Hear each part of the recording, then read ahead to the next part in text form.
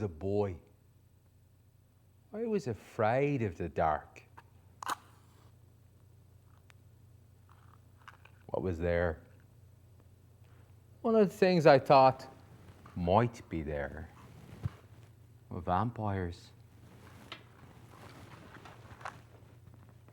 I don't know. I don't remember now. Whatever I did think about them, it's probably all the superstitious bullshit you get in books, fiction. But that was nothing like the real thing. The real thing is a lot more ordinary. Matter of fact. Matter of fact. And that's more frightening than anything you can make up. Because it's real. It's just there. Casual as everything else, just waiting to be dealt with. There are practical things to learn, yes indeed. Back then, I was a fat bastard. And I had a big red mush from drinking. This was back before I met the vampires. Before I knew what power was, what evil was. Back then, I thought I knew everything. And I had lots of what I thought power was. Because I was a theatre critic. I was a journalist. I was blessed or cursed, whichever, with the ability to string words together. And I could string words together. That's all it really was. I mean, I was intelligent, but I had no real thoughts about things. Never taken the care to form an opinion. I just had them. And only one care in the world when I think back on it now. Me. I wanted everything. Love, I suppose. Respect. Esteem. But I didn't deserve any. No, I didn't deserve any respect. But I got it. Because people were afraid of me. I loved it. Going to big productions, big names, careers spanning tens of glittering years. And people afraid of what I'd write, of what I liked. And I hardly really liked anything. And even when I did like something, mostly what I felt was jealous. Well, I tried writing. Tried to convey the feelings that I genuinely fucking had for people.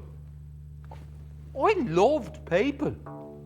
I loved the stupid bastards.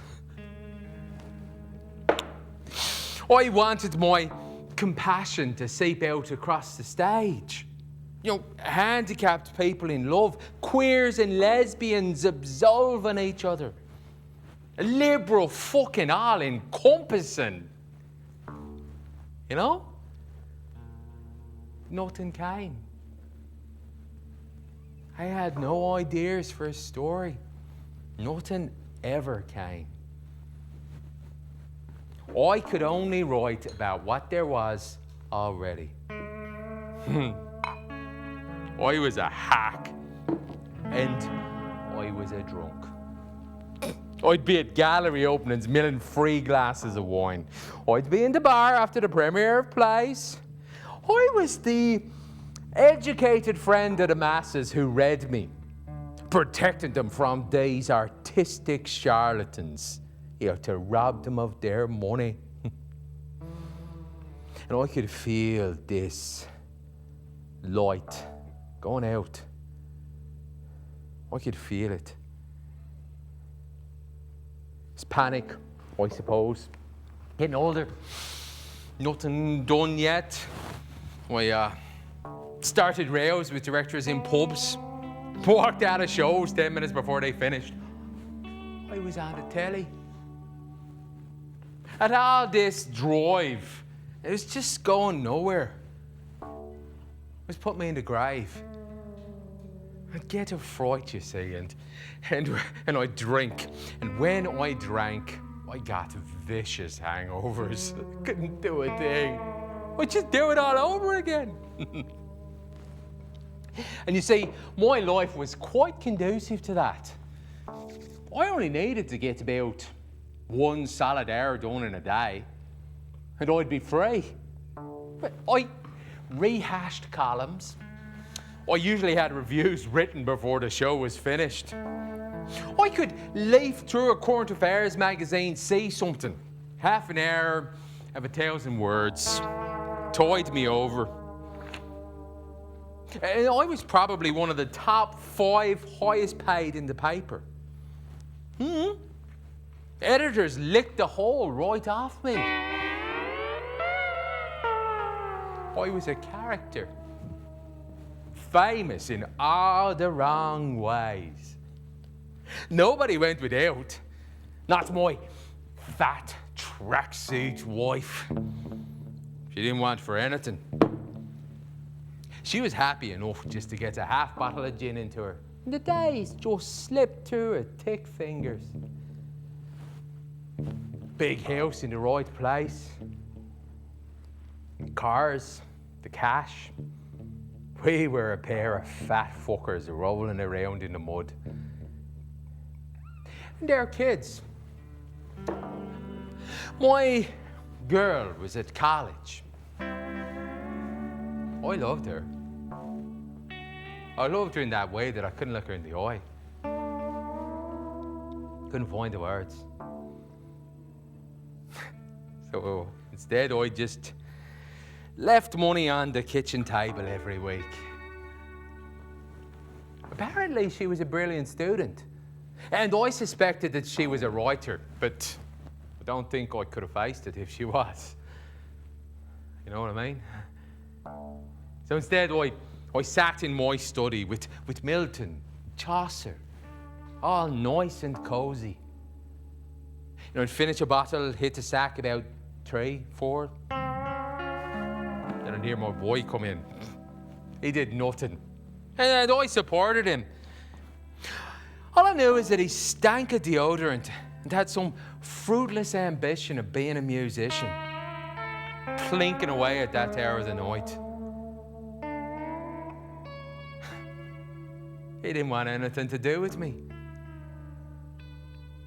And even now, my face is burning when I think of my children. My stomach, like a brick wall. Well, I'd be too drunk to listen to my wife snoring for long. And I'd lay in the dark until the morning came. She knew better than to try to touch me. And I remember that I did love her once. When we were young, we'd sit in her house and everything outside was made for us. All we had to do was keep holding hands. Now, I couldn't even do that. No, what I could do, sit in those yellow bars with the journalists, men falling into their points. There was a breed of us, you know. And we weren't mere reporters. No, we had columns. There'd be a gang of us, men and women. The women just on the verge of going to stage, just on the brink, you understand. And I was a big shot in those places. I could have had my pick. I knew I could. Those women with the buckles on their shoes and their bows done all wrong. But they had each other, these journalists. 1 or 2 young things in the bloom of youth. But then the responsibility got to them, you see. They're expected to have an opinion on everything. They're expected to be on top of the situations and the current goings on. Otherwise, what justified their existence? The man on the street needed to know what to think, hence these objective observers. And that may have partly been their fucking thing. But the other was just the pressure to fill space, just fill column inches. It's not a pleasant feeling. You got to fill it with words. And these kids could never admit to themselves that they couldn't find the news. They all used to rob each other. They'd be all aflutter with responsibility for a year or two, then all asunder with it. Then the weight would pile on. Because there was a need for stimulation, wasn't there? And it became easier and easier to stay in town as opposed to go home. A few scoops at tea time,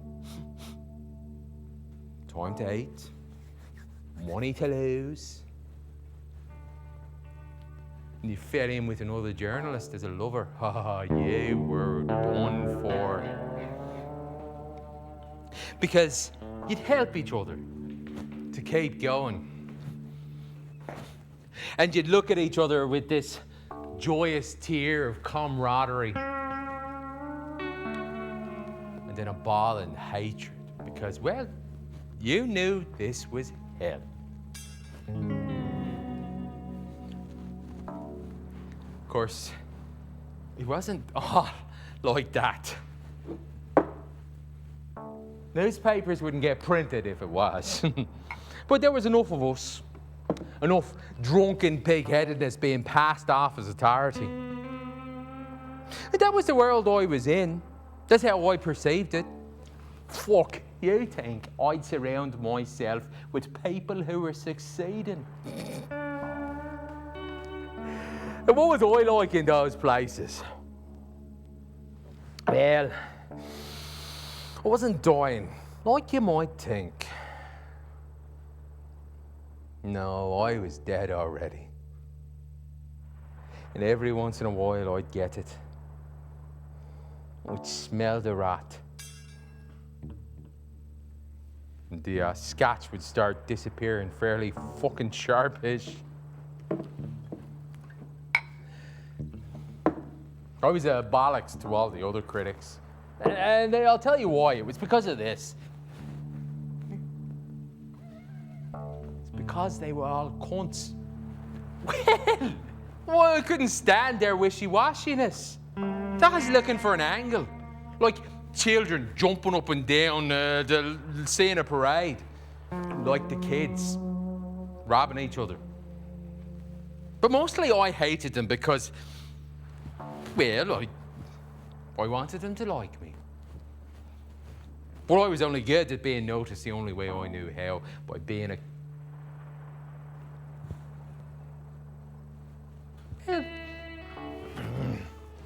I'd never sit next to another critic. And all that effort being put into being a type of thing. There's nothing left for at home.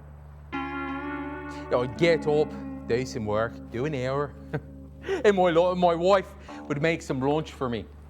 And she'd sit with me. She wanted me to say something. I could taste her care, and I munch it down. Yeah, you got to keep it in, don't you? You open those floodgates, Christ knows what's going to come pouring out. So I was into town, stick the head in the office, a few likely recruits, and then fuck off down to wherever you think you weren't going to be poisoned by the beer. And I think we took comfort being in those places, where at one time genius was at work. Or play. Kavanagh. O'Nolan. Began to think that it was possible to produce enduring works, even though you're hungover or drunk even. And then you started to think that it was the only way to produce enduring works. But there was nothing noble about those men. Waking up, pissed out of their bins, reaching around for the bottle that they'd brought home, putting their hand in the puke that had finally let them sleep. But we keep it up. all this till nobody really fucking cared anymore. And then I'd nip off down to the Project or the Peacock, witness another amateur disaster. On and on and on. But this was before I met the vampires. Before I worked for them. Before I had to fight for anything. It was a girl that got me into trouble.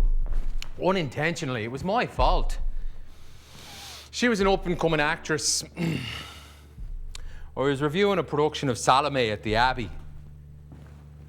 And when she danced, fuck me, shadows crept about the muscles of her legs, her arms, even her fucking fingers. She was just one more thing beyond my fucking reach. But I'd underestimated my reviewing capacity. A brief moment of modesty I had back in those days. It was in the flowing tide after the show. I'd made it for last orders. My review was phoned in. I'd written on the back of the programme during the show, phoned it in from the car. That's how I did things back then. It was the best of everything. I could stand there, ruin the cast's evening, and get paid for it. I was feeling generous that night. I'd given him a mixed review. It's 20 past when I got to the pub. I ordered 2 points and 2 double jimmies. Now I could relax.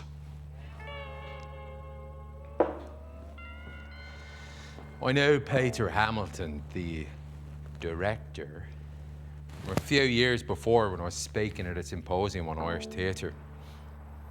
He was a prick. He came over to me. You could see the rest of the cast standing in the corner. I saw the actress who played Salome. Her name was Helen. She glanced over at me. Yeah, Hamilton said he was surprised to see me there. Why? I said. I had no time for him. Plenty of time to make that clear, if you know what I mean.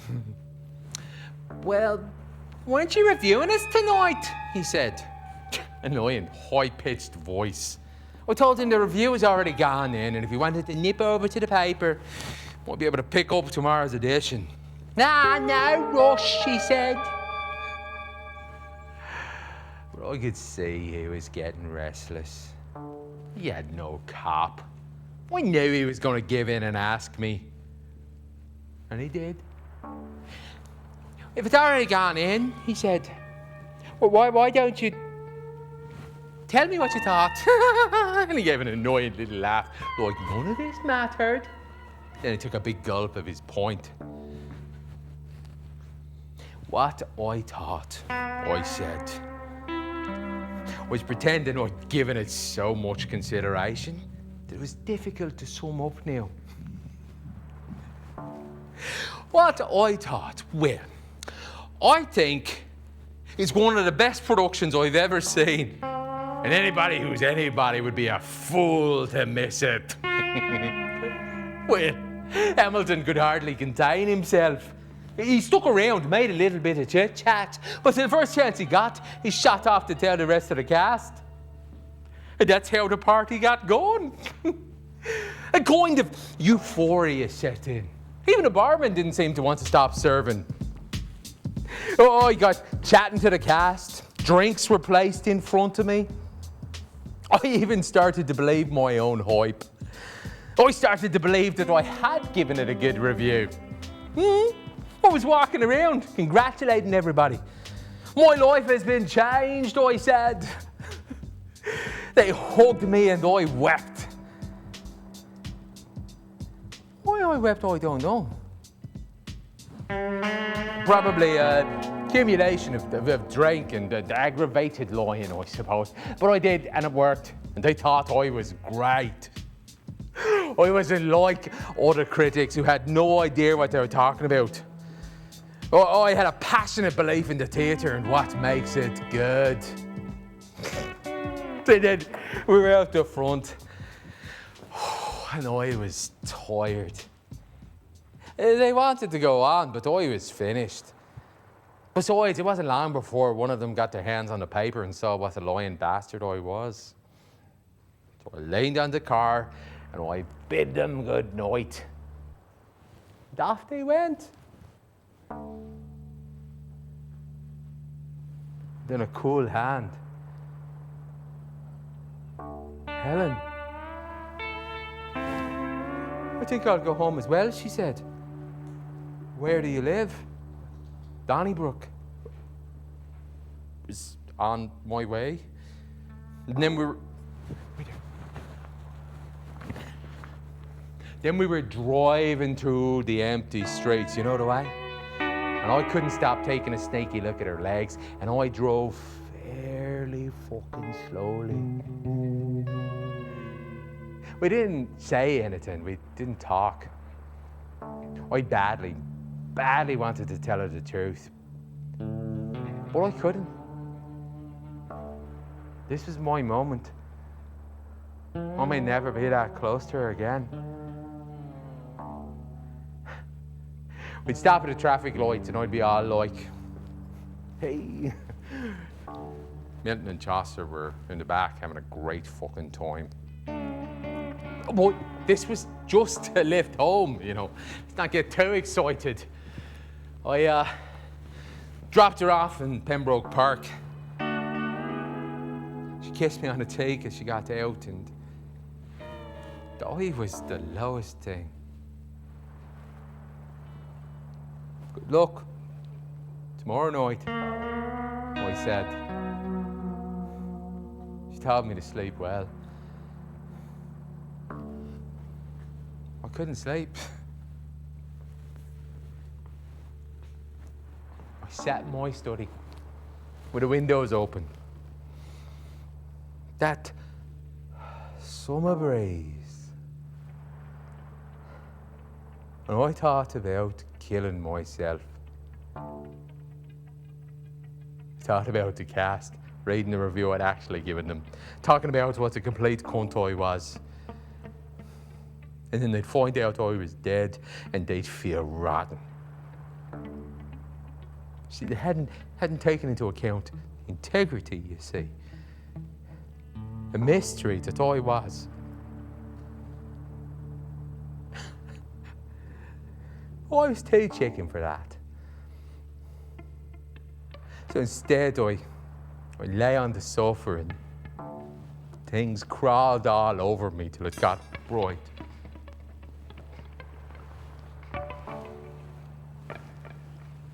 But I wasn't the same after that. That summer, the bright, youthful prospect. I was hacking away, reviewing books on the radio, what have you. And I couldn't stop thinking about her. I'd be working away and I'd remember her and be all fucking happy.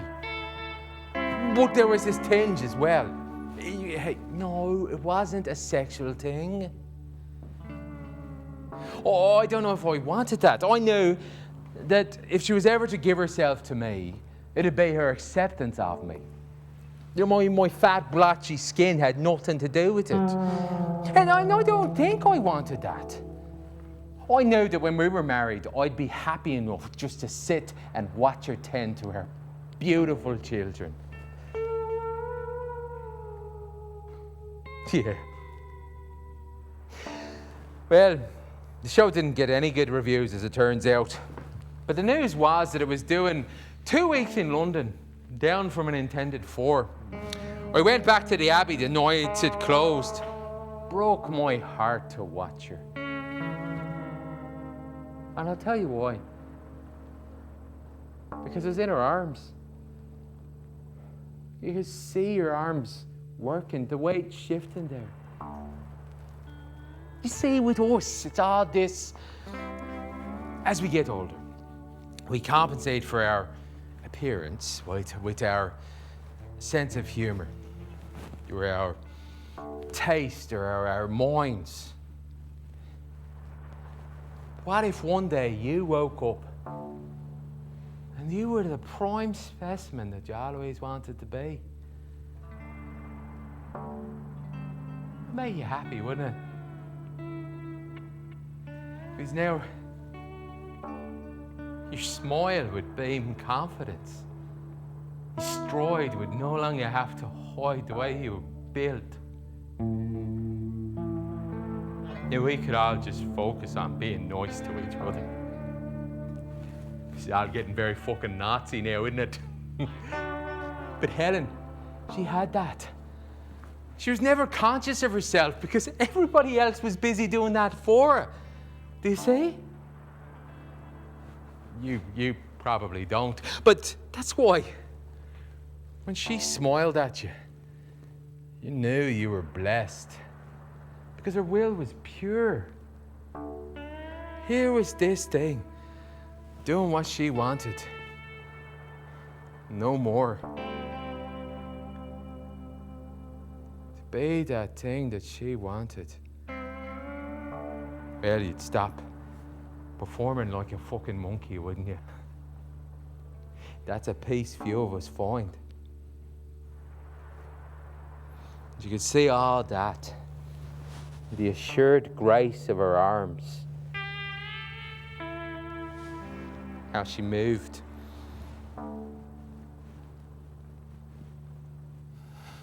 Well, next day, I packed a few things. I was going to London. I left for work like I did every day. My boy was still in bed. I'd heard him bringing a girl about 3 or 4. And I hadn't heard her leave yet. My daughter was gone hours ago. I think I wanted to see her before I left. I was afraid I wasn't going to see her again. I remembered when she was a little thing, climbing into bed beside me on a stormy night. My hand would be up the back of her t-shirt. My hand was wider than her back. Little feet on my knee. My wife was outside tending her flowers. I watched her for a moment. She was kneeling with the tray. She stopped, pushed her glasses back up her nose. And I didn't feel anything. I just left. And nothing could have prepared me for the mad fucking things that were about to happen.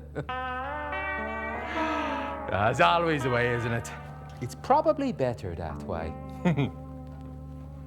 I went to the bank and then to the airport. I was supposed to be reviewing some lunchtime shite in Bewley's, and knowing that I'd be up in the air by the time it went on gave me a sort of recklessness. I was doing something. God, there wasn't a cloud in the sky. I was cradled up there. I think I wanted it to crash. But then the ground was solid, and this was real. The air in London was thick and heavy. I checked into my hotel and I went drinking. I had to find out where the cast was staying. Get busy, get Helen on her own. You'll be upfront about it. I had to get busy doing this. I had to get busy doing this, and I'll tell you why. It was because, well, I had no idea what the hell I was going to tell her. I had a day before the cast arrived, so I did a bit of relaxing. Browsed in bookshops, sat in pubs, wandered around, down the King's Road, across the Thames, into Battersea. Not the best. Took the bus back. Saw the sights. Hey, I dumped my suit. It was one I'd had for 15 years. Another one of my quirks, you see. I was full of them. But I had to get myself some natty duds. Impress the ladies. There I was, changing in a little cubicle. Caught myself in the mirror. belly like a mountain. Little tits and everything. So hit it, but the hate, whoo, got myself a linen jacket. And I went drinking. Later that night, back in the hotel, I took some hotel paper, hotel pen, Coleridge on my shoulder, and I wrote a poem. By the time I went to bed, there's no paper left. Down in the fucking bin. Then the big day dawned. I had a dirty big fry, 2 pots of tea. Didn't feel like the food of love. And then I went down to the theatre, had a look around. Watched the scenery go in, a few crates. It's a pub across the road. Ducked in, had a couple of pints, back out.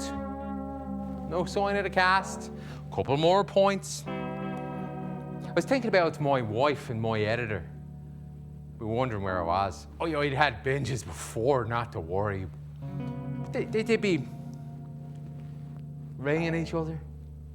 I don't know why she stayed with me. Could never understand what she saw in me. I never saw it. The cast started arriving up out of the tube in 2s and 3s, but there was no Helen. She was another hour and a half. Arrived in a taxi with Peter fucking Hamilton. What the hell was this, you know? I ducked back into the pub, had a double. I needed a bracer. Came back out. She waited for him while he paid the fare, and then they linked arms and went inside. The fuck was this? Probably nothing, like just a little fling at best. With Hamilton abusing his position. He was probably gay. Anyway. And the theatre people, they fuck like rabbits. They're bucking each other up. That meant fucking nothing. Nothing compared to what I felt. Another quick bracer. Oh, at tea time they began to emerge. They're in high spirits. Yeah, they were coming into the pub. Oh yeah, lashed out, bought myself a tweed hat. Duh.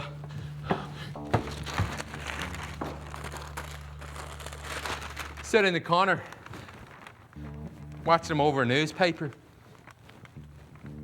And Helen was surrounded by men. They couldn't stop touching her. It was hard to watch. Finally, Hamilton ordered them home about 10. They had a heavy day tomorrow. This was it. Helen left with Hamilton and 2 of the other actresses. I followed them. We took a tube out to Victoria Station. Changed lines, main line, out into the suburbs. They were quiet. They were tired. Got out to near Bromley. They went into a little terraced house. I nipped into a shop, bought a cheap bottle of scotch. I needed a bracer for this. I sat on the road and swigged for a little while. Probably in an hour. And then when I couldn't feel my heart anymore, we went up to the house. They must have been in bed. Took a while for them to answer. Fiona Leeson opened the door. She didn't recognise me with my hat. Peter Hamilton was coming down the stairs behind her, protecting the women. Good evening, I said. I took my hat off and offered him the scotch. Oh my God, Hamilton said. What are you doing here? Just a social call, I said. And I'm looking for the chance to apologise for what my editor did to your review. He was at the show and, well, he didn't agree with me at all. Can I come in? Hamilton had no choice. He wasn't the assertive type. Just for a second, I realised It's a little bit late. Cleona, Lisa yawned, went back upstairs. Hamilton, he led me into a sitting room, separated from the kitchen by a counter with stools for playing at being out. I made myself comfortable. Hamilton just stood there, smiling, appalled. He offered me a cup of tea. I was fine. He gave me a glass for the scotch, and I offered him a drink. He needed it. You see, Peter, I said, I've come over to spread the word about the fantastic production you've done. The dogs in the street ought to beat down the doors to see it. You see, I was making as much noise as I could. I was waking the house. Helen would know I'd come for her. So I bellowed. What they fail to say, Peter, is that you are the foremost director of your generation. But you see, they're blind. They can't see, can they? You are the voice in the wilderness, Peter. I heard Cleona Layson talking upstairs. She was telling the others they were getting curious. So I continued my tirade and tore into the bottle. I was even beginning to enjoy myself. But even though Peter Hamilton was stupid, he wasn't a complete idiot. And only a complete idiot could fail to say that his work was mediocre at best. Fucking best mediocre. So as much as he wanted to believe me, I was in fact making him miserable. But I couldn't give a fuck. I was here for Helen. And sure enough, footsteps on the stairs, down they came. Sure, they had a heavy day tomorrow. They had to work. But they were on tour. They were open to new experiences. And there may be a story in this. A famous theatre story.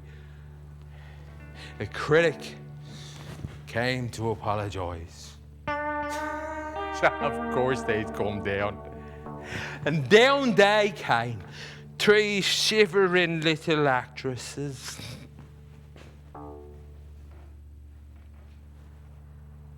Helen didn't look too good.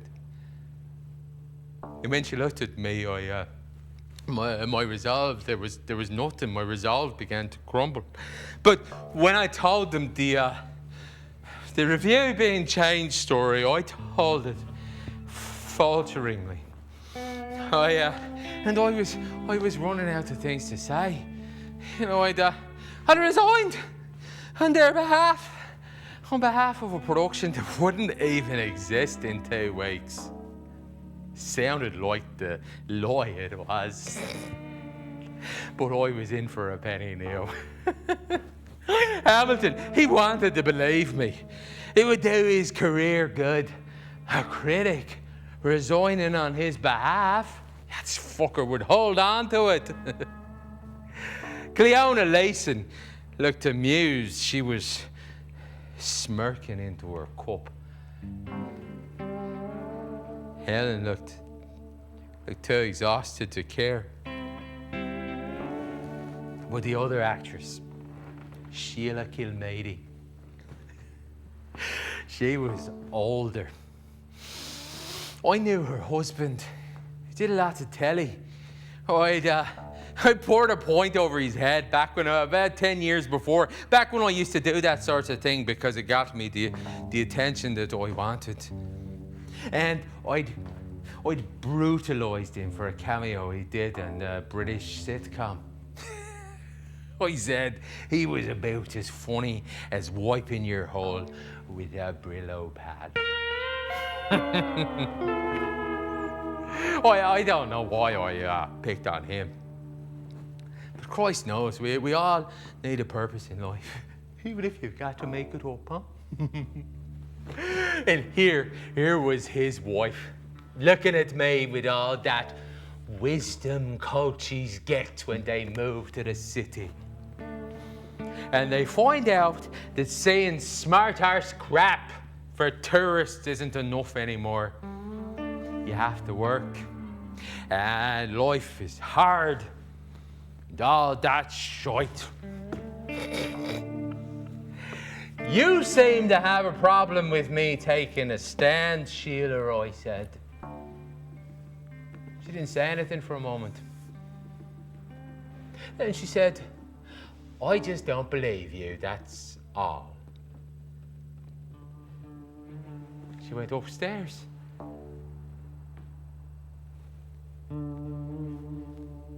Nobody said anything for a moment. It was all fucked now. Helen and Cleona Leeson went upstairs. Hamilton said I was welcome to the couch. And then I was alone. And I realised how fucking pissed I was. I did not want to be there in the morning. But Helen, Helen, I'd come to say it. Even if she was like the rest of them. Even if she fucking hated me. I had to say it. I just had to wait until the rest of them were asleep. And then, who knows? She might pull back the covers and invite me in. Just had to wait. So I sat there and I drank. And I dozed. I didn't dream. It was just black. I woke up when I felt something wet on my pants. I spilled the rest of the whiskey down myself. I stood up and nearly fell over. I was not well. I went raw whiskey into the kitchen sink, burned the fucking throat off me. I needed the toilet. It was a thing. Getting over the stairs. I just made it onto the jacks. I had the runs. Oh, fuck me. I sat there with my head in my hands and I noticed something. It was jammed in behind the sink. I pulled it out. It was a porno mag. Raiders' wives. They're all in bits.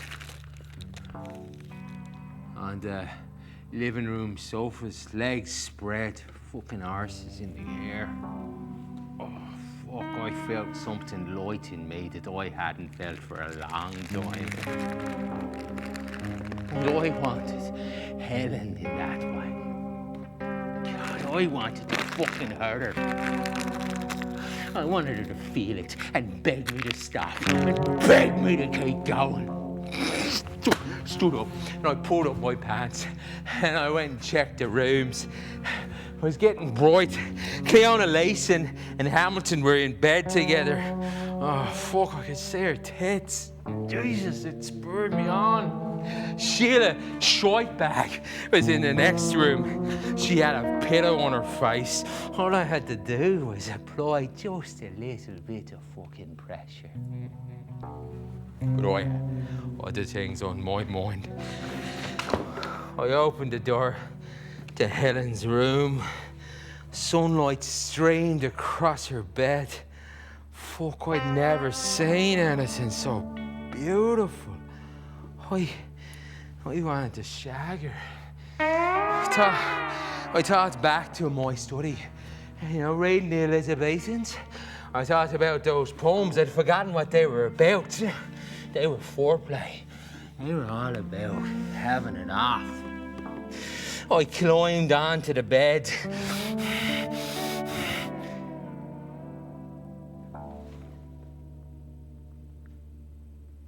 I couldn't do it. I couldn't move. Reason had crept into the room behind me and caressed my neck.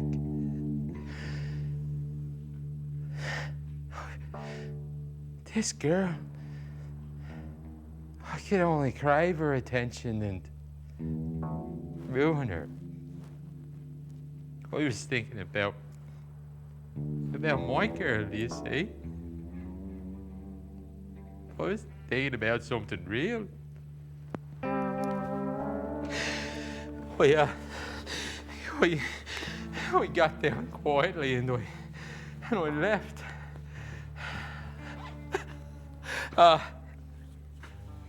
The traffic was just beginning to tick, and the first of the commuters.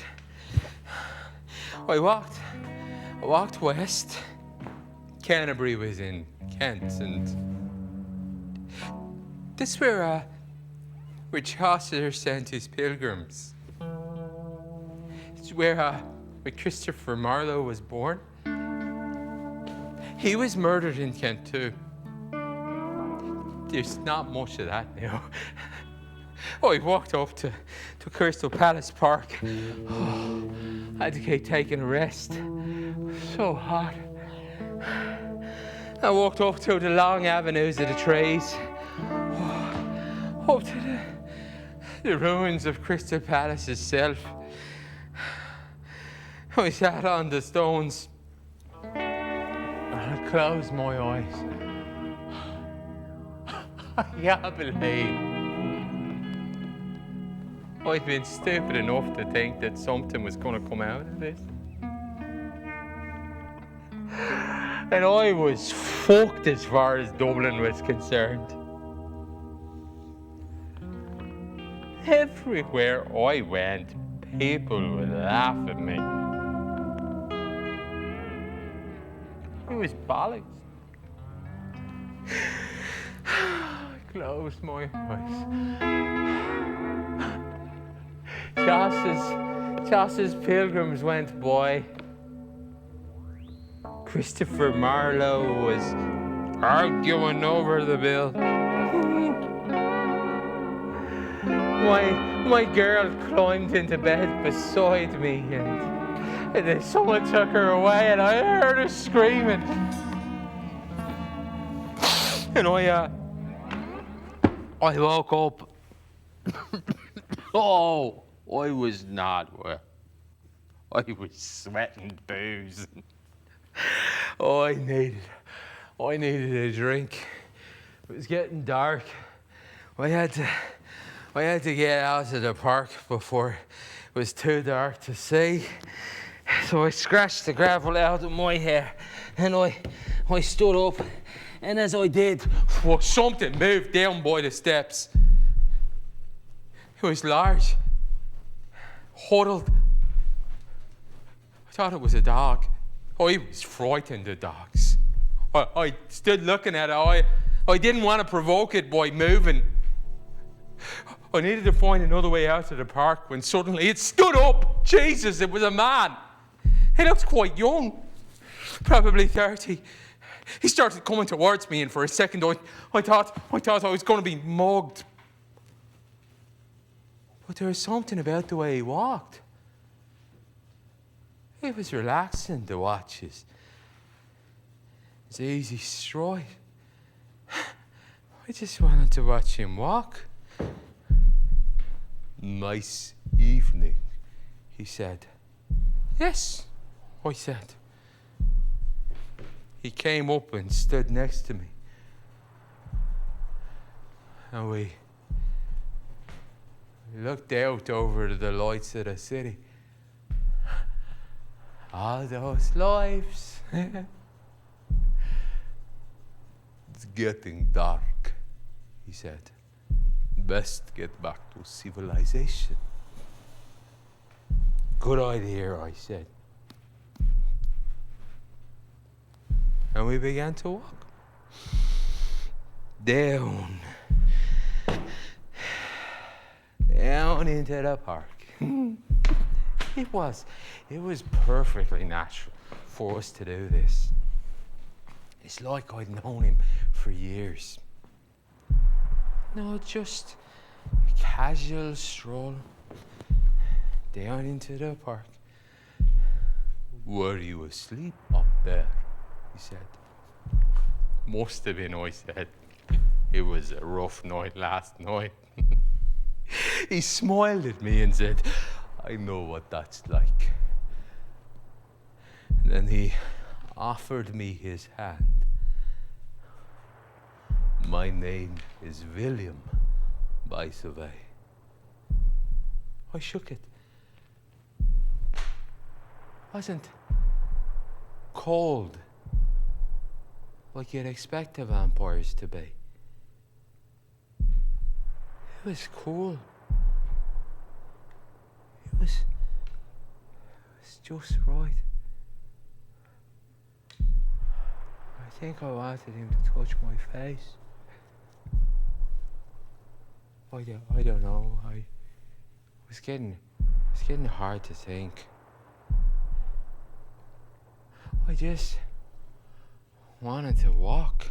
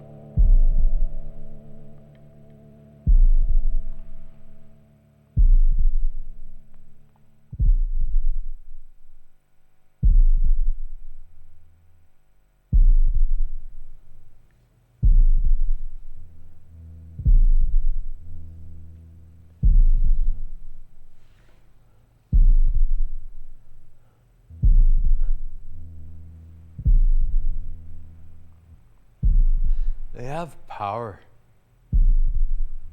Not the power to make you do what they want, but real power. Make you want what they want. Hurts to consider things in their company. It becomes hard to make sense. They appeal to the older part of us, what we share with the animals. That's what they have, you see. So when William hailed a taxi, I think I got in first. I'm not sure how far we went. We stopped on a wide suburban street, old houses, imposing pillars, high trees. I can still smell the house. It was damp stones and running water and dry bark. It's familiar and exciting. I started drifting, they say. The walls were panelled with dark wood. The carpet's a deep, rich red. An ornate banister. William led me into the kitchen. It was warm, comfortable, but there was something about it. It took me a while to figure out what it was. There was no food.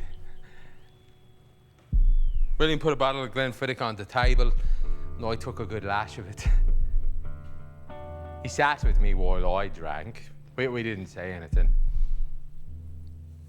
It's quite dark, but I could see his eyes. They were bright like a cat's. He seemed a bit embarrassed by it. He turned away. I wanted to believe that I was still dreaming. I wanted to be afraid. And then he said, 6 of us live here. The rest are women. We need someone like you. It's better if we don't go out. We prefer it if people come here to socialize. Nobody dies. We only take what we need. They don't become like us. We have always been like this. You can go to bars, clubs, wherever. Bring young people. There's a party here every night.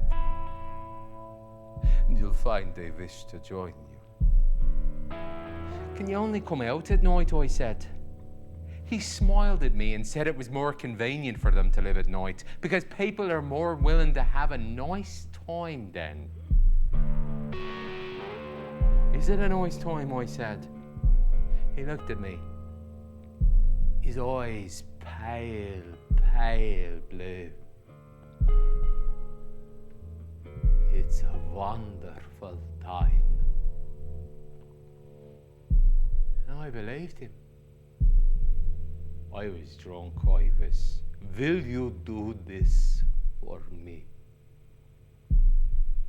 And I felt that saying no was like refusing a dying friend their last wish. Of course I will, I said. Then I was tired. William led me up the dark stairs to a door and more stairs up into the attic. This low ceiling, a bed, a desk, a bathroom, a tiny window. You might like these, he said. I turned and saw him standing at a bookcase, everything I'd need. I touched him and saw a Bible. You don't mind this book, I said. He shook his head. Nature made us both. And I don't like garlic because it makes my breath smell. Nothing.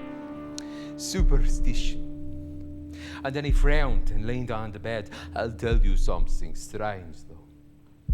There is a tradition in Eastern Europe. You can keep a vampire away from your house by sprinkling rice upon the windowsill. The vampire will be compelled to count every grain. And luckily, he'll still be there when the morning comes.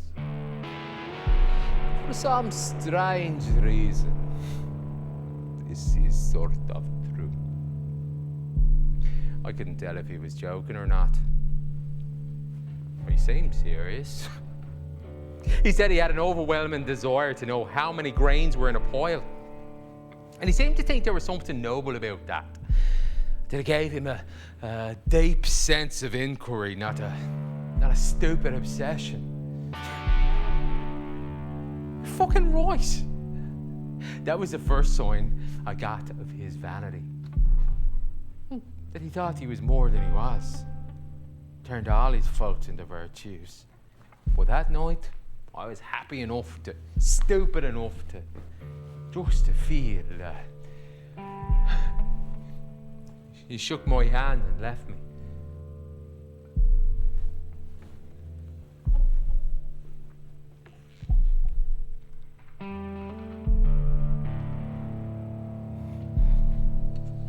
We sat at the desk. I looked out over the tops of the trees. And I found myself trying to miss my family. But something wouldn't let me. I could only miss what they were like years ago. Life's like that, isn't it? You can't light a stranger's face with the mention of Santa. You can only do that to certain people for certain time. And then nature makes us all cunts because you look around and we're all in each other's way.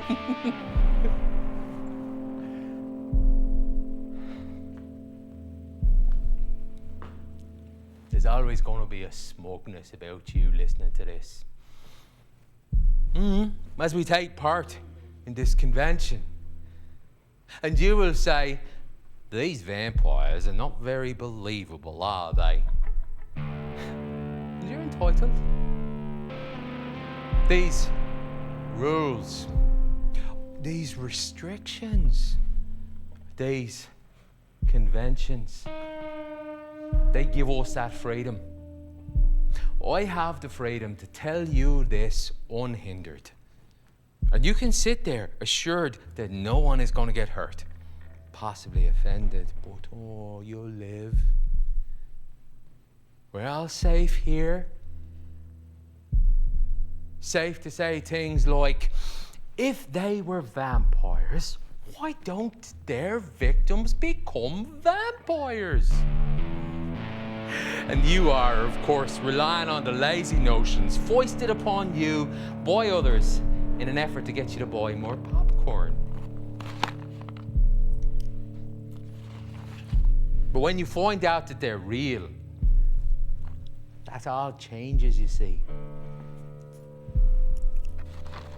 Let's think about it, shall we? Just for a moment. If a vampire bites you and you in turn become a vampire, that's a rule. A causal mechanical rule. Vampirism is deadly contagious. A rule that says their species, like ours, must survive. And that seems natural. That makes sense.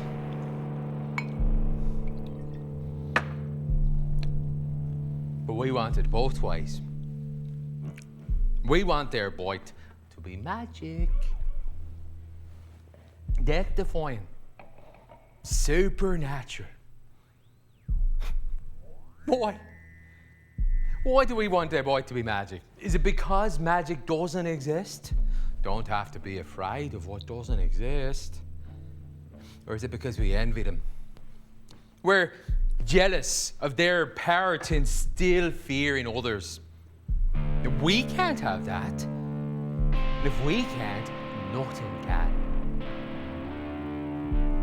See, we seem to forget that nature is magic. We view nature scientifically. We can predict its laws. But our pride in doing this blinds us to the simple fact we don't know why there are laws at all. We may know that the Earth goes around the sun, and we may know that this is due to gravity. But not one of us knows why there is gravity at all. So don't sit there casting judgment on the credibility of what I'm telling you when you don't even know why you're floating off your seats.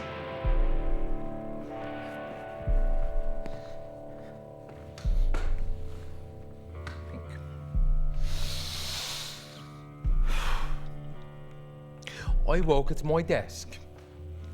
I could half remember hearing laughter during the night. Women. It was another glorious day. I had a wash. I went down. The house was nowhere near as spooky during the bright. It was just dusty. There's a note on the fridge. This is for you.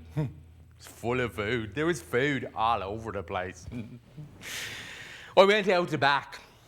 There was a sweet smell, rotten fruit.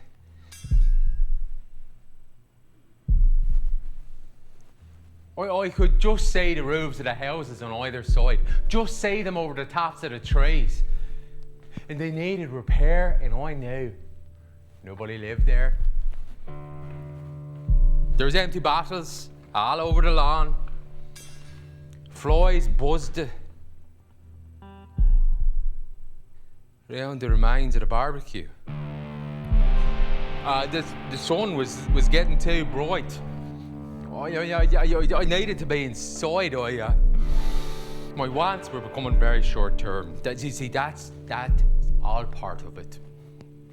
I spent the rest of the day up at my desk, reading, drinking, thinking. A life of patronage. That's what I saw myself embarking upon. Comfortable. I know. Well, I only realised it was dusk when I heard movement downstairs. Suddenly the room was very cold. Fuck, there was a woman. She was black. Her hair was dead straight. She was sleek and muscular. I felt like I was floating backwards. That's the effect, you see. I felt my spine melt down into my belly and bubble away there. She held the bag out toward me. I reached for it, and her nails lightly scraped the back of my hand, and it was a baby wrapped up for the night. And she was gone. I stood there with waves of well-being rolling through me. The bag was full of clothes. Oh, they were perfect. They were dashing, dishevelled and dashing. They were me. Ooh, more noise downstairs. A row. Someone laughing, doors slamming, footsteps on the stairs. William. Good evening, he said. You look good in those. Days of cloistered reflection. Reading, thinking. Are you ready to go? Those women, I said, they won't bother you. Most beautiful women you'll ever see. But fall under their care. And you'll wish you were dead. Believe me. Then he told me I should get going. I don't know if I'm the social type, I said. He grinned at me. I think you'll find that you are. Then he left money on the desk. I was alone. I stood there, the light fading. It's time to go. And all of a sudden I felt light on my feet. I wanted to go out. I went downstairs. There was nobody about, but I could feel it. Oh, I could feel it, the anticipation, the house had it. Out the front. I was just wondering which way to go, and a taxi pulled up in front of me without me hailing it. And I knew things were different. I was in it. I was weak. Take me into town, I said. That first night I did it. Walking down Leicester Square, the tourists and the ticket touts. How the living fuck I was supposed to invite someone back to a party was quite fucking beyond me, as was to why I was doing this. But Christ knows we all like to be busy. And it gets easier when you're told what to do, when you're under authority, when the choice is narrow. That's why there's so many madcap schemes and bad artists, and why journalists wank so much. No excuse. I went into a pub. Everybody was standing. I stood there drinking, watching everyone. People finish work. Young people with that shine off them. This was ridiculous. But then, it wasn't the slightest bit ridiculous. There was a young lady standing next to me trying to get to the bar. Excuse me, I said. Moved to the side. Thanks, she said. What do you have? It's my birthday. And I knew I'd been filled with charm. I'd been made attractive. This was the gift I'd been given to bring people back. Your birthday, I said. Please, allow me. No, I couldn't. I'm with a group. I looked at them. They were perfect. 20s, good looking, lots of energy. I'll have a point then, I said. Her name was Dominique. She worked for a magazine. The people she was with were friends from college, from Oxford. She invited me to join them, which I duly did, and duly got bollocks down to my fucking face. And kept them enthralled with my brutal wit. And we looked like a bunch of saps and their rich daddy, I think. We're a tidy half dozen. When the bar closed, we went for a pizza and wine and more wine. Oh, stupid evening ablaze with drink and bullshit.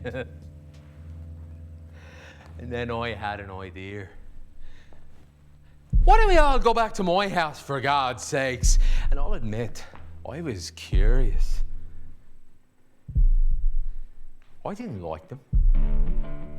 I was looking forward to seeing what was going to happen to them. I guess you call that having a streak in you. But by now, we were inseparable. And we piled into cabs, all dry wit in their best clothes, chugging through the lights into the suburbs, down the dark road to William's house. There was music coming around from the back garden. I led them down the side passage and I shut the gate. Candles were lit everywhere, all around the garden. Drinks were laid out on the table. There's no one there. We sat on stone benches and I slugged on a bottle of wine. But it was more than just being drunk in that place. It was like slugging water for air and not being able to stop. The youngsters started to dance together, and all of a sudden I started noticing more people moving amongst them. Christ. Shit, the women. Heartbreakingly beautiful women. You could see them and you couldn't. Just like beauty in real life. Sometimes it's there and sometimes it should be and it's not. I could feel the air. It began to fizz with pointless regret. And slowly, in twos and threes, they all started to lie down in the grass.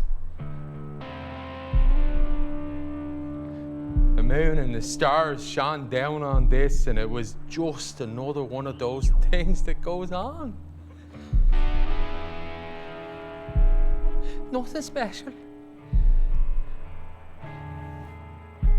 I went to bed. I woke up about 10 a.m. Only the slightest twinge of a hangover. Gotten off lightly. I needed a drink. Went downstairs, and there, slumped over the kitchen table, was Dominique. I woke her. She wasn't feeling too well. She had a headache. That was all. Of course, I gave her a paracetamol, for fuck's sake. She couldn't remember anything from the party last night. We went around waking her pals. They were all over the place. On the floor, in the grass. There was even one in a fucking hedge. We got him up. Dominique kissed me on the cheek and I grabbed her hand. They were happy. They talked about getting a cure. I saw them out. Tidied up a little bit. It was okay. Doing this. Being this thing. I did it again the next night. And the one after that, and after that. And that's how the next while was. Flirting in bars, getting affection. Bringing them back for a party, getting them out in the morning. Everyone happy to be there and everyone happy to leave. Every time I did it, it was going to be the last. But then I'd think about the reception I'd get back in Dublin. I'd give it a few more days. I kept giving it a few more days. I stayed away from the vampires as much as I could. The only one I saw was fucking William. Wish he'd leave me alone. Yeah, I'd be sitting there and I'd be reading. Hey, I'd even started to do a little bit of writing. It was coming a bit easier now that I knew there were no knackers like me around the place to tear it apart. It was just small things I'd remember. But look, I'll be straight with you, it wasn't very good. And I'd be sitting there, right, and then I'd feel him come in. Wish he'd leave me alone. See, there was something about him. He looked like us, but he wasn't a human. And I had to think what made him different, and it was hard to think in that place. But I did. I made the effort and I worked it out. What made him different. And showed me what we are, what makes us what we are. But it took a good long while. I was curious about them, of course. I started checking on them while they were sleeping. Sometimes they were all in the same bed together. Sometimes I couldn't find them at all. But they slept, just like us. And they'd wake up if I made a noise. once one of the women opened their eyes, and I got weak. Fucking here. Took everything just to get back to my room. I had to have a little lie down. I stopped checking on them after that. There was a gap. Then I'd be there trying to write, trying to capture the care I once had. My kids on Christmas Eve, that sort of thing. And then I'd be doing this, and I'd feel him come in, and of all things he'd talk about art. And advise me about my writing. It's always the same. The art object is not like any other object because it isn't for anything. A chair only is what it is because it's for sitting. A knife only is what it is because it's for cutting. But art is for itself. Just as goodness is. Art is like having a go at making virtue. He'd criticise me about my fear. Fear of my work not being good enough. The act itself is good, he'd say. You see how cerebral he was? Just nothing else. And I could never stand a pep talk, all that glib psychoanalytic wank. So one day, I got annoyed. And I just said, must be brilliant living for so long, gathering all this wisdom. Well, he didn't say anything for a moment. He looked a bit shook. And then, in his true corny way, he told me a story. Jesus, a fucking story. He told me there was a man where he came from a long time ago. And he was a woodsman. And he was the happiest man who ever lived. Because he had married a woman whom he loved more than himself. She was his everything, present to him in every moment of his lonely days out in the woods. His only disappointment was that they could not have children, their innocence. But it was not meant to be, and he accepted his lot. And this was this man's life, until one day, when he was out in the woods, he heard a sound. It was a strange sound, near and far away at the same time. He dropped his axe and ran towards it, called out and was guided by the cries. And he found out why the cries were so strange. In the woods was a well. And the cries came out of the well.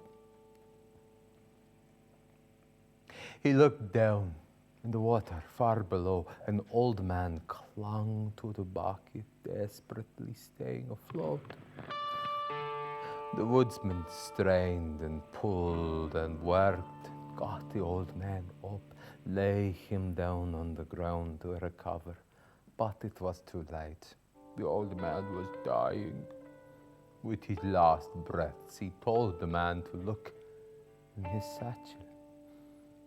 In his satchel were tools for watchmaking. And there was a watch, the most beautiful watch the woodsman had ever seen.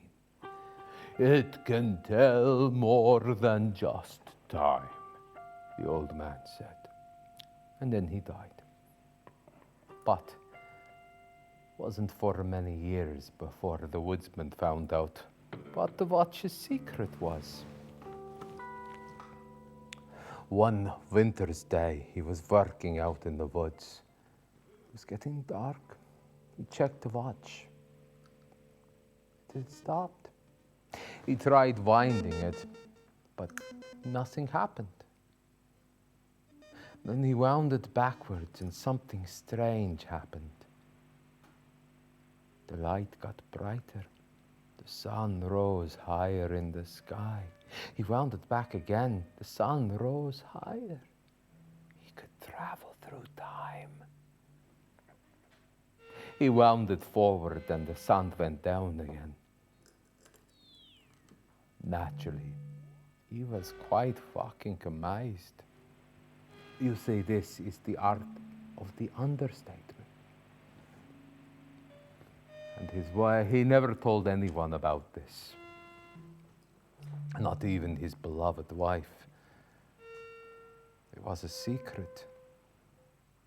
And being an honest fellow, he never saw what practical use such a thing could have. He never used it to travel. Everything he loved was in the present. That was until his wife died. Naturally, the man was heartbroken. Couldn't resist going back now and again to hold her once more. And his infatuation never ceased.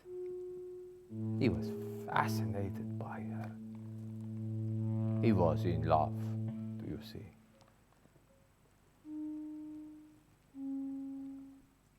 He went back further and further to see her before he had known her. He was an old man watching a child play. But this only made him feel his loss even more. He decided that he must live alone until they would meet again once more in heaven. But now the watch was truly broken. He was stuck in the past. He would not find it all. He was stuck there where no one knew him. Not even his wife, because she was just a child. But she was all he had. He panicked, terrified. He grabbed her, ran with her into the woods, clinging to her with his frail arms. She screamed and cried, and he ran until he could run no further. They fell together in the leaves, and he held on to her. Do you understand? And the townspeople found him and beat him and left him.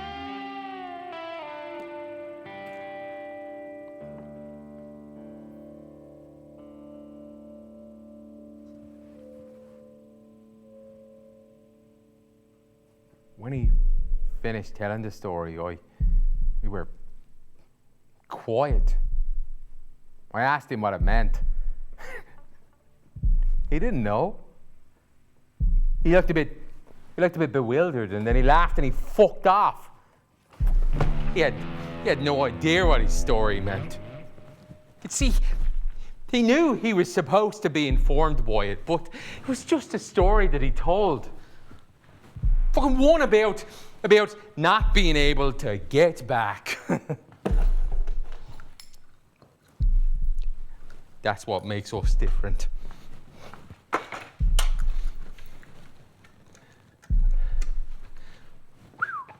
We reflect. They don't. They see what they want. They get it. They do anything to get it. William couldn't hold a child any more than you or I could push away a glass of water when we're parched. And I think he wanted. See, that's the fucking horror of the whole thing. The cunt wanted a conscience. He regretted not being able to regret the things that he did. And when I realised that, he began to fucking disgust me. Clinging to all his human bollocks. Lecturing me on what was wrong with my life. This This unreflective animal. The man was a butcher. He slept all day, came out at night and bit people. Fucking knacker. So it came to. One night, we were in the kitchen. This was before I went out for some youngsters.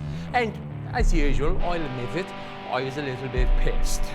There we were, leaning on the worktop, all philosophical about how the world had fucked me up. And this was where I belonged. Where there was no great expectations of me. Where I could relax. Like he knew anything beyond how fucking hungry he felt. And this, the immorality of what I'd been doing for the last few years, Christ, I fucking knew that. If I didn't, I wouldn't have had a problem. I did it because it was wrong. I enjoyed the looks of fear and hatred I got when I went into an actor's pub. I did it because it was wrong. But William had no because. He couldn't book nature. He had no choice, like a dog has no choice. Fucking here he was lecturing me about the autonomy of the art object. And all that shite, it was fucking sad and fucking boring. Jesus, these vampire bitches! Prussian boy! Things men would fucking die for. They were getting in here. They bring every whim you've got deep down into your fucking pants. I cannot overstate their power to distract. And fucking William fucking knew this. And he let them be near me so I couldn't take straight. So he could have the fucking floor. Well, he was welcome to it. Oh, I was sick. I had nothing to say to him. I thought, would you just? And I grabbed a jar of rice and I smashed it onto the floor. Oh, God, you will. He didn't say anything for a moment. But then I was just another object in the room. And him and I think two others got down on the floor and started counting. I thought I better get down to there. William was on, come back. And I had a moment of realization. No more messing. No more of this. Tonight was the last night I was doing this. This was the last batch of idiots I was bringing back. Then after that, well, I don't know, I'd say. I took a cab into Soho, a bar with a late license. It was a kip. I must have been the oldest codger in the place. But pretty soon, I was being greeted, smiled at. Who the fuck did they think I was, for Christ's sake? Well, pretty soon, there I was, at the bar, with a gang of rich kids talking about the old days. They're all gone now. I knew them all, named them. Oh, I knew him. He was a drinker. Let me tell you. I know where we can go. Yes, sirree. Let's. I think I was aware of her before I saw her. First thing I saw was her feet. Bare feet in open sandals. Sinews shifting with her weight. Helen, these people were actors. She was looking at me. She had every right to stare at what I'd done. And as far as Dublin was concerned, I disappeared. Here I was regaining the young things in London. I met her eyes. I could feel the tears coming. Made me annoyed. I was embarrassed. I just wanted to fucking kill everyone and get out. But I'd forgotten the charm, hadn't I? She leaned in, fucking kissed me, and I could have anything I wanted. People have been wondering about you, she said.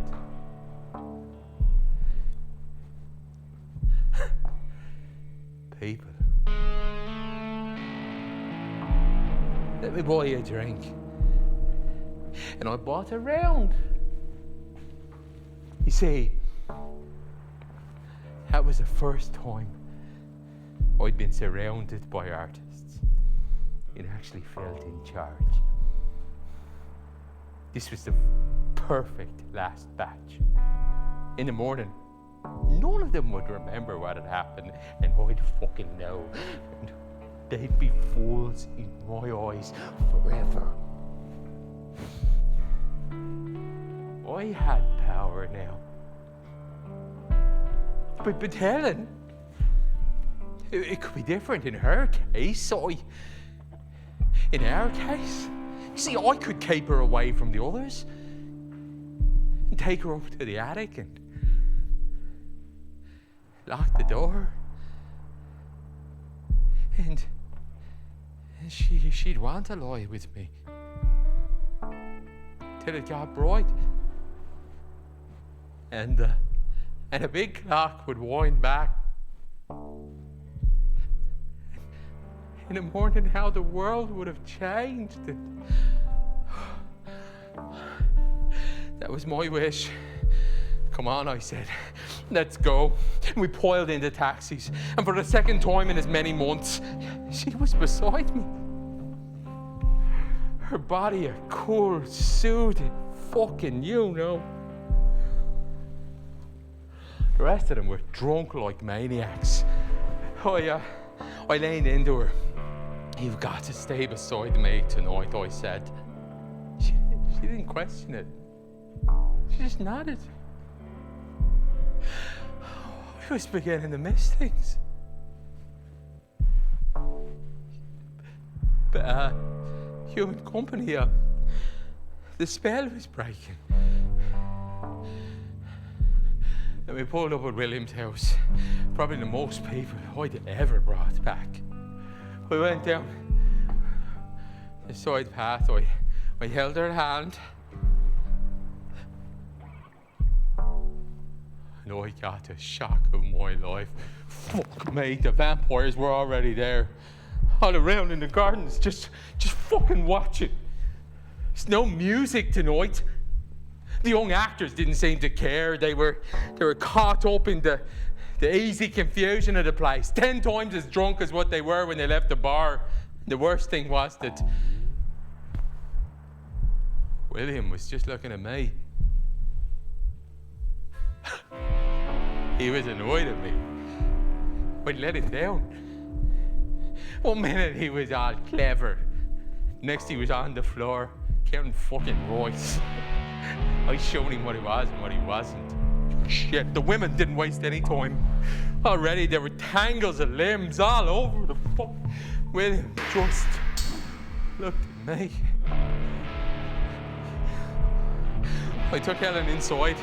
I had to get her out. She was not enough.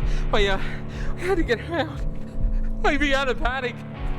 As much as one can panic, but at every fucking thought. He's like looking for something in fucking tar.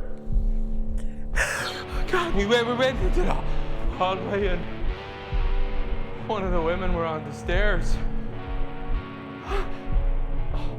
I couldn't feel Helen. She was gone. The woman came towards me. I was done for.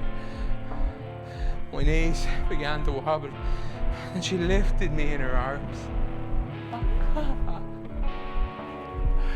And we danced slowly in the hall. We were up the banister.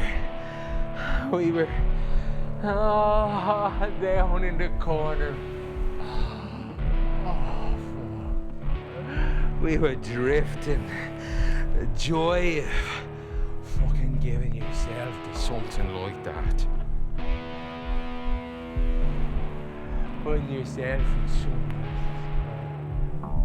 else's nothing to do with it. It's abandon. And then the stupid cow picked me and it fucking hurt! Ah, fuck! My arm was going cold. Jesus, I passed out. I fell out on the floor and I could feel my weight again. Oh, fuck, I was a fat bastard on the floor. The woman was on top of me. She was dozy. There was blood all down my shirt and down my pants. The only consolation I had was that she might have a hangover that'd knock her off her feet for days. She'd been the wrong fellow. Oh, fuck, I wanted to just lie there for a little while. Would have been nice, but the alarm bells. Helen, I had to get to Helen. Fuck, I can't believe I'd been bitten. Jesus. I went out the back. God was coming. The vampires were already fucking gone in. People were all over the lawn. But there was no Helen. She wasn't in the kitchen or the lounge. She wasn't on the hallway or the stairs. And then I heard talking up in the attic. It was William. His sing-song, his lilt. I crept up slowly. He was talking about me. How the world had spoiled me. He was spoofing and pretending he could think. I got to the door and Helen was on my bed. She had hardly any clothes on and fuck, she'd been bitten too. He was sitting beside her talking rubbish. The epitome of nature's thoughtlessness, that's all he was. The desire to survive. But he didn't know that. And looking at the both of them there was no comparison. Oh my God, she was so beautiful. And he was a nothing looking thing that didn't look like anything. And please, I was more her than him. A good feeling. I just said, leave her alone, you smelly prick. He looked up at me, and I swear to God, his eyes blazed red. I'm not joking. But because of this, the situation didn't seem very real, and I wasn't frightened at all. I just said, Helen, get up.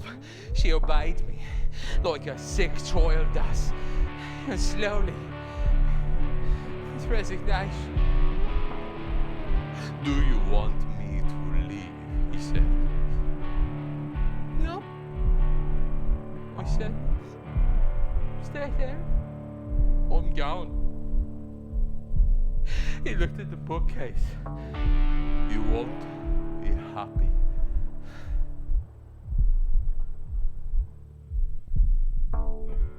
Probably not. But it wouldn't be much fun if I was. Do you know what I mean?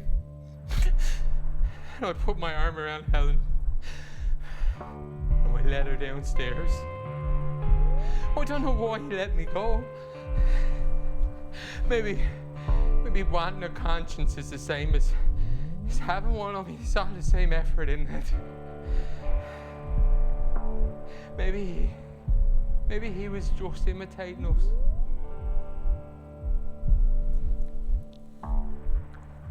Oh, yeah. I lay Helen down on a sofa.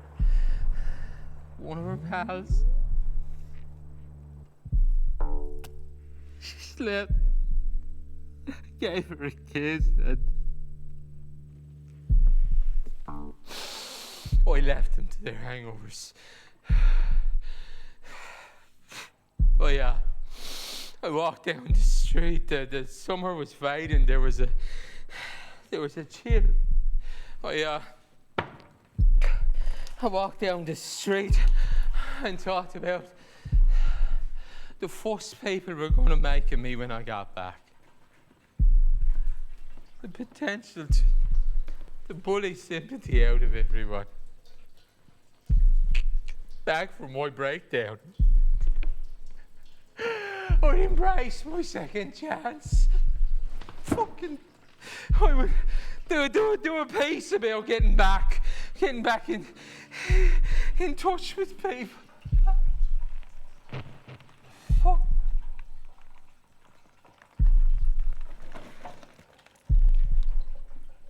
Talking to my wife. Giving my advice to my kids.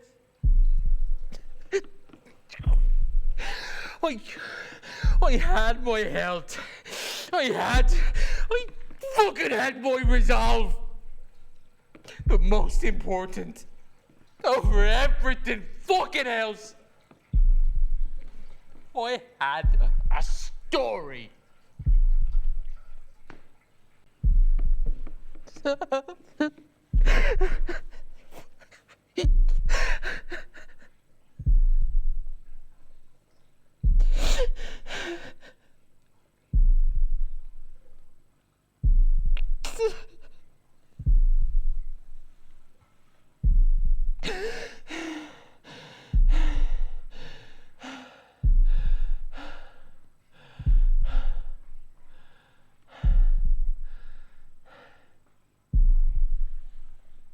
So were they real? Were they a dream? Well, let me ask you this. What the hell isn't a dream? Your projections for the future, your fantasies, your fears and your rude awakenings. What the hell are they if they're not any night's sleep? And that person you fell in love with, head over heels. When was the moment it hit you? Love? Christ. If it was love at first sight, the hell are you doing? Giving a stranger the benefit of the doubt. Entrusted them with everything you've got. All just in the hope of what you wanted them to be. The fuck is that if it's not a dream? And if it wasn't love at first sight, and it was more of a gradual thing, like a wound healing. Let me ask you this. Don't you begin to resent that person in equal amounts? For robbing you of all the chaotic excitement you felt your love ought to be? And if neither of these are you, and you're in the middle of it, and you haven't fucking blown it yet, and you're the happiest person in the room, aren't you? Your presence blesses everybody else, doesn't it? It's you are the embodiment of hope. You are hope incarnate. Where are you? Where are you?